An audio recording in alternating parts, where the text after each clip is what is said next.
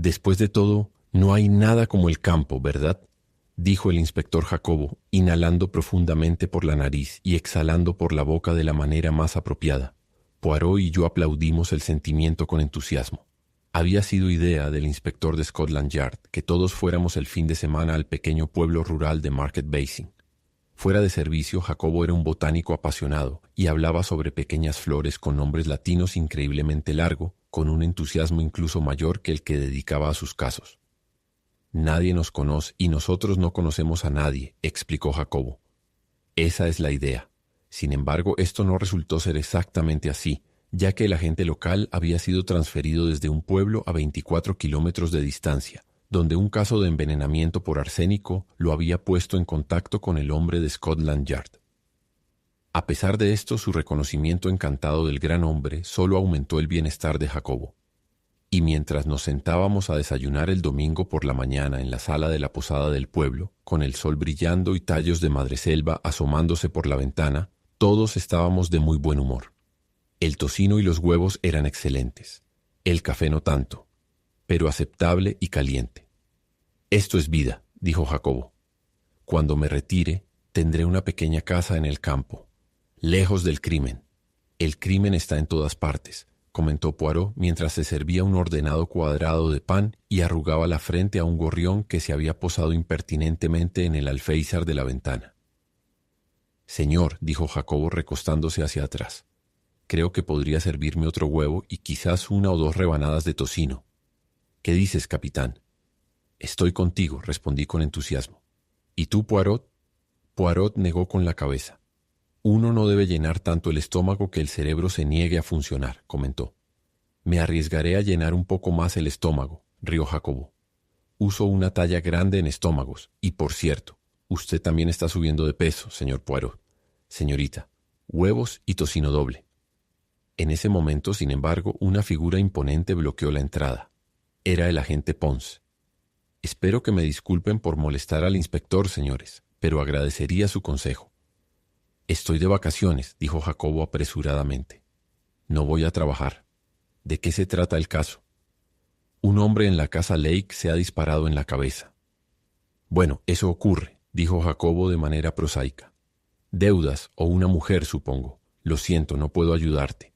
La cuestión es», dijo el agente, «que no pudo haberse disparado a sí mismo. Al menos eso es lo que dice el doctor Fisher». Jacobo dejó su taza. «No pudo haberse disparado a sí mismo. ¿Qué quieres decir con eso?» «Eso es lo que dice el doctor Fisher», repitió Ponce. «Afirma que es completamente imposible. Está totalmente desconcertado ya que la puerta estaba cerrada por dentro y la ventana con el seguro puesto, pero insiste en que el hombre no pudo haberse suicidado». Dejamos de lado el suministro adicional de tocino y huevos y unos minutos después estábamos todos caminando lo más rápido posible hacia la escena del crimen, con Jacobo interrogando a la gente con entusiasmo. El fallecido se llamaba Walter. Era un hombre de mediana edad y algo solitario. Había llegado a Market Basing hace 8 años y alquilado la casa Lake, una antigua mansión en decadencia. Vivía en un rincón de esta y sus necesidades eran atendidas por un ama de llaves que había traído consigo. Se llamaba la señorita Clegg, una mujer muy distinguida y respetada en el pueblo. Recientemente el señor Walter había tenido visitantes que se alojaban con él, el señor y la señora Parker de Londres.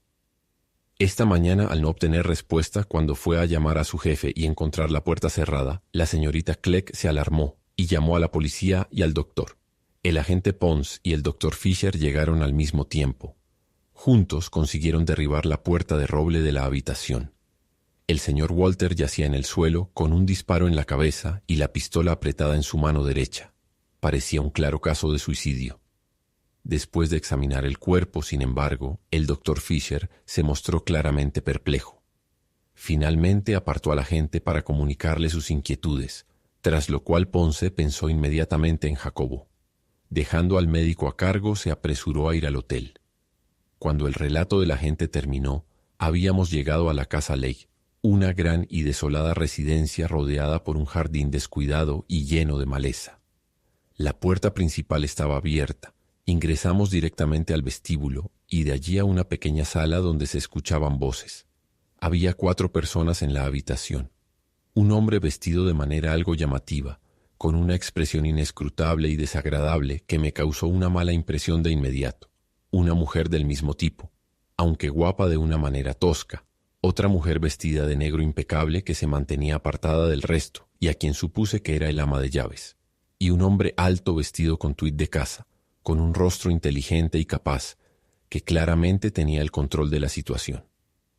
«Dr. Fisher», dijo el agente, «este es el detective inspector Jacobo de Scotland Yard y sus dos amigos». El doctor nos saludó y nos presentó al señor y a la señora Parker. Luego lo acompañamos arriba.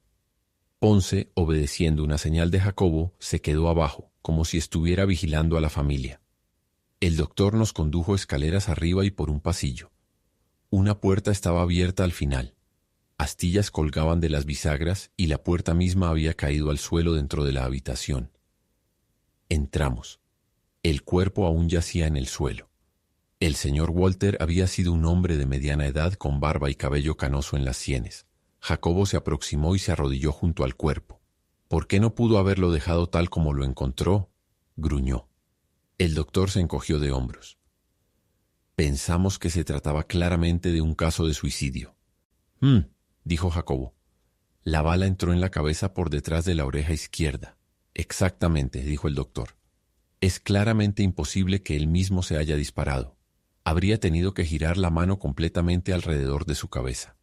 No podría habérselo hecho». «¿Encontraron la pistola en su mano?». «¿Dónde está, por cierto?». El doctor señaló la mesa con la cabeza. «Pero no estaba sujeta en su mano», dijo.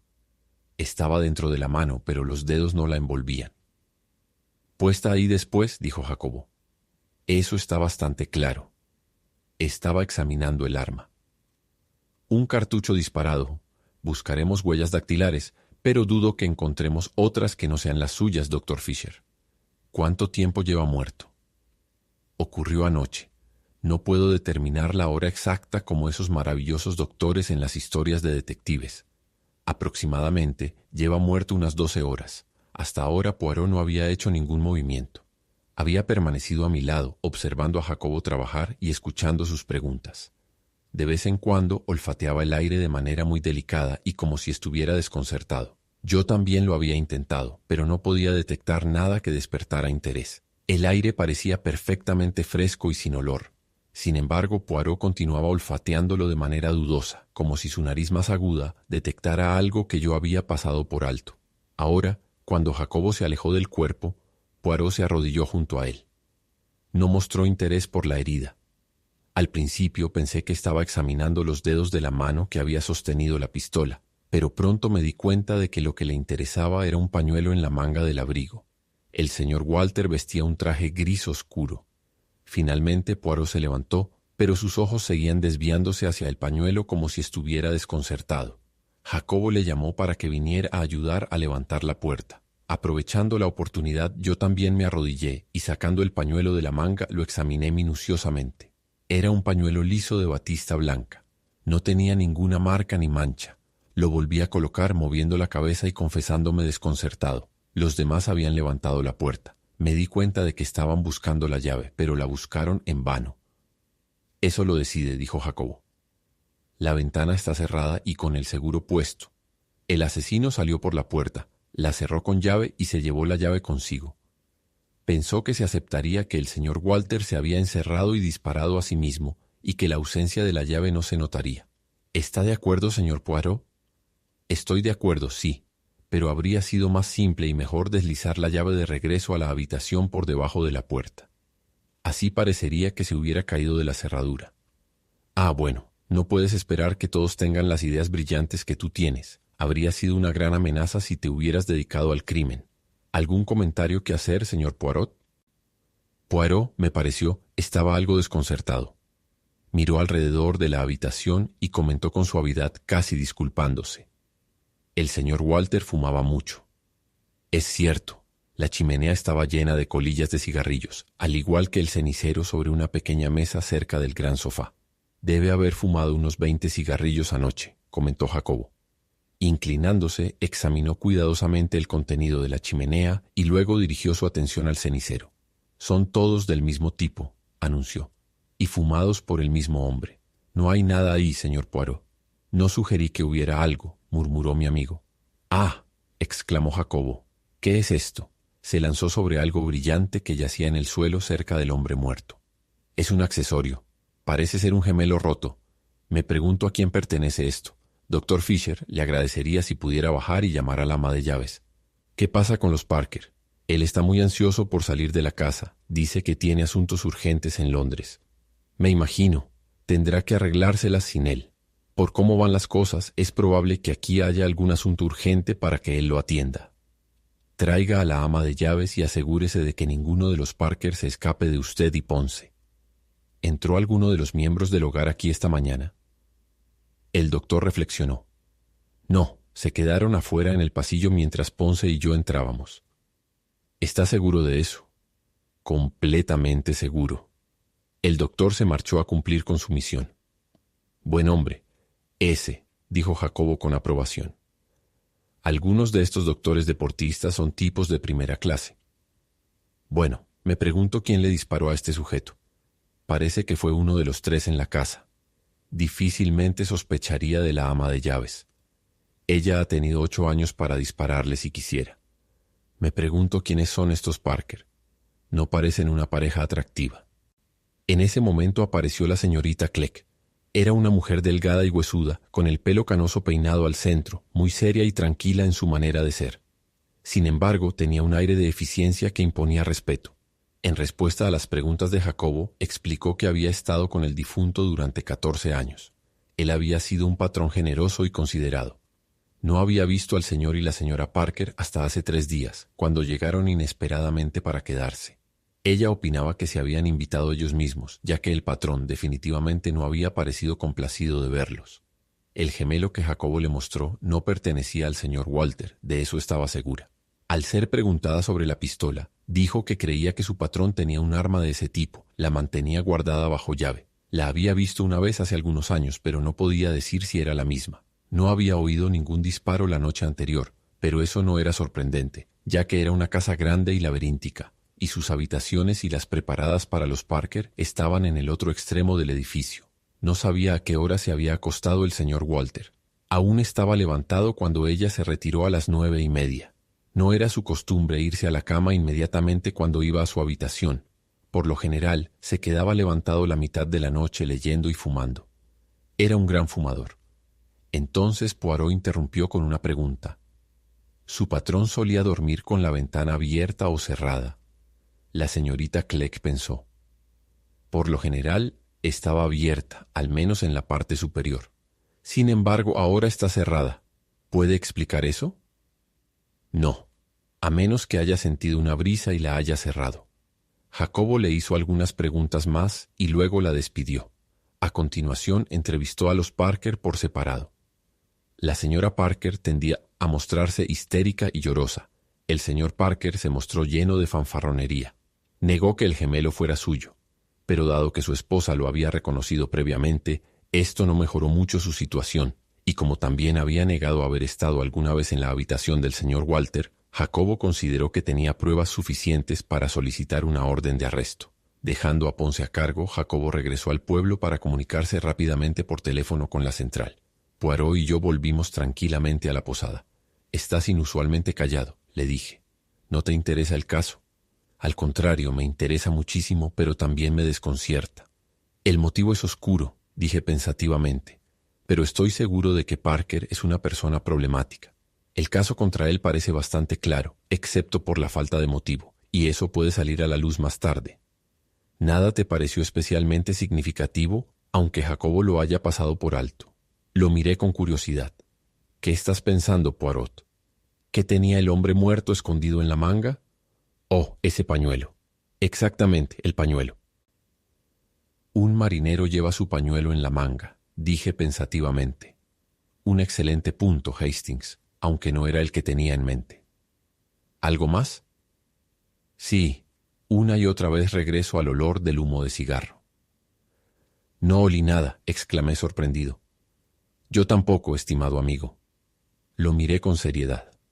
Es tan difícil saber cuándo Poirot está bromeando, pero parecía estar completamente serio y fruncía el ceño para sí mismo. El juicio se llevó a cabo 2 días después. Entretanto surgieron nuevas pruebas. Un hombre sin hogar admitió que había trepado el muro para entrar al jardín de la casa Lake, donde solía dormir en un cobertizo que dejaban sin llave.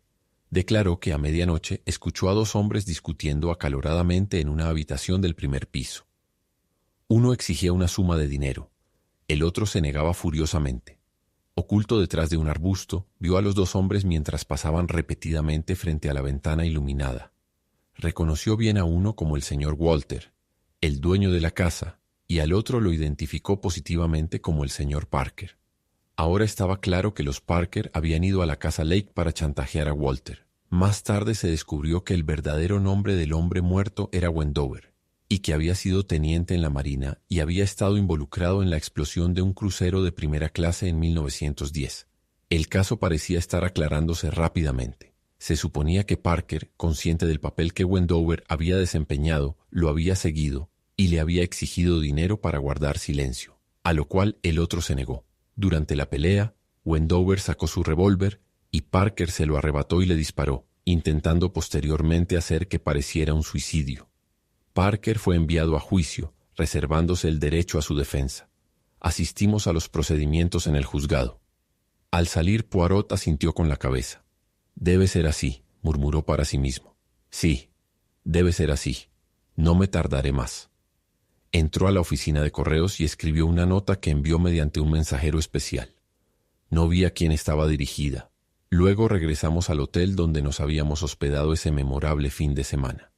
Poirot estaba inquieto, moviéndose de un lado a otro cerca de la ventana. «Espero a una visitante», explicó. «No puede ser, seguramente no puede ser que esté equivocado». «No, ahí está ella». Para mi total asombro, un minuto después, la señorita Clegg entró en la habitación. Estaba menos tranquila de lo habitual y respiraba con dificultad, como si hubiera estado corriendo. Vi el miedo en sus ojos al mirar a Poirot. «Siéntese, señorita», dijo amablemente. «He adivinado correctamente, ¿verdad?». Como respuesta rompió en llanto. «¿Por qué lo hiciste?», preguntó Poirot suavemente. «¿Por qué?».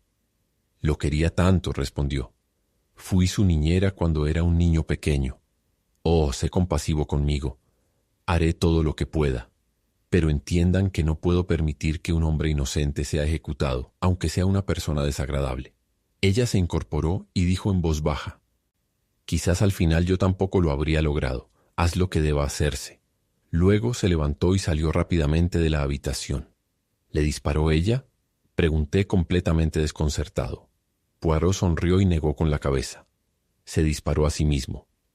«¿Recuerdas que llevaba su pañuelo en la manga derecha? Eso me indicó que era zurdo».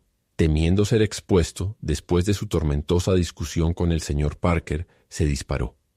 Por la mañana la señorita Clegg fue a llamarlo como de costumbre y lo encontró muerto. Como nos acaba de decir, lo había conocido desde que era un niño pequeño y se llenó de furia contra los Parker, quienes lo habían llevado a esta muerte vergonzosa. Los consideraba asesinos y de repente vio la oportunidad de hacerlos sufrir por el acto que habían inspirado. Solo ella sabía que era zurdo. Cambió la pistola a su mano derecha, cerró y echó el cerrojo a la ventana, dejó caer el fragmento de gemelo que había recogido en una de las habitaciones de abajo y salió, cerrando la puerta con llave y llevándose la llave.